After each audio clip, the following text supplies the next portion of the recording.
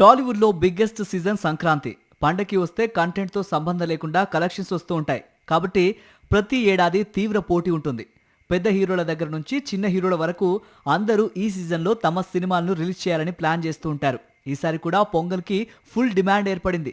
చివరికి థియేటర్స్లోకి వచ్చేవి ఎన్నో తెలియదు కానీ మేమొస్తున్నాం అంటూ ప్రకటనలు వదులుతున్నారు. రిలీజ్ డేట్ పై కర్చీఫ్లు వేసుకున్నారు. 2026 సంక్రాంతికి అందరికంటే ముందుగా కర్చీఫ్ వేసింది మన శంకర వరప్రసాద్ గారు. మెగాస్టార్ చిరంజీవి, డైరెక్టర్ అనిల్ రావిపూడి కాంబోలో తెరకెక్కుతున్న సినిమా ఇది. షైన్ స్క్రీన్ బ్యానర్లో పండక్కి తీసుకురావాలనే టార్గెట్ పెట్టుకుని సెట్స్ మీదకి తీసుకెళ్లారు. దానికి తగ్గట్టుగానే షూటింగ్ చేస్తున్నారు. అలానే సితారా ఎంటర్టైన్మెంట్స్ బ్యానర్లో నవీన్ పులిశెట్టి హీరోగా నటిస్తున్న అనగనగా ఒక రాజు సినిమాని కూడా సంక్రాంతి బరిలో దింపుతున్నారు. జనవరి 14న రిలీజ్ చేస్తామంటూ డేట్ కూడా వేశారు. రెబల్ స్టార్ ప్రభాస్ హీరోగా మారుతి డైరెక్షన్ లో రూపొందుతున్న ది రాజా సాబ్ సినిమా సంక్రాంతి రేసులోకి కాస్త లేట్ గా ఎంట్రీ ఇచ్చింది. ముందుగా డిసెంబర్ మొదటి వారంలో రిలీజ్ చేయాలని భావించినప్పటికీ చివరికి ఫెస్టివల్ సీజన్లోనే తీసుకురావాలని పీపుల్ మీడియా ఫ్యాక్టరీ నిర్ణయించుకుంది. జనవరి 9న థియేటర్స్ లోకి వస్తుందంటూ ప్రకటించారు.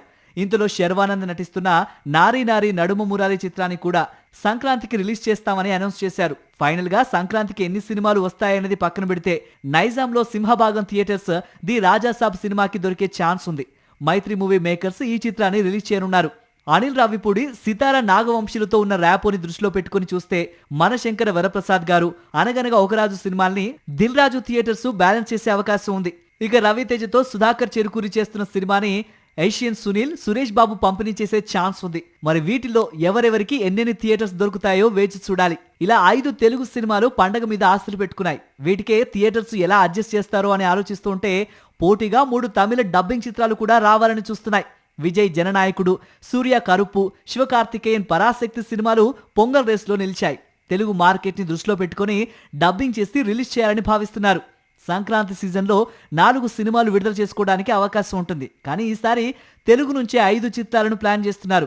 చిరంజీవి, ప్రభాస్ వంటి స్టార్ హీరోలున్న రవితేజ, నవీన్ పులిశెట్టి, శర్వానంద్ వంటి తక్కువ మార్కెట్ ఉన్న హీరోలు వెనక్కి తగ్గడం లేదు. పండక్కి మాదే సరైన బొమ్మ అంటూ బరిలోకి దిగడానికి సిద్ధమవుతున్నారు. దీంతో ఫెస్టివల్ సీజన్లో బాక్సాఫీసు పోరు రసవత్తరంగా మారుతుందని ట్రేడ్ వర్గాలు భావిస్తున్నాయి. సాక్షి టీవీ ప్రసారాలను నిలిపివేయడం చట్టరీత్యా నేరం. సాక్షి టీవీ ప్రసారాల కోసం మీ స్థానిక కేబుల్ ఆపరేటర్ని వెంటనే సంప్రదించండి.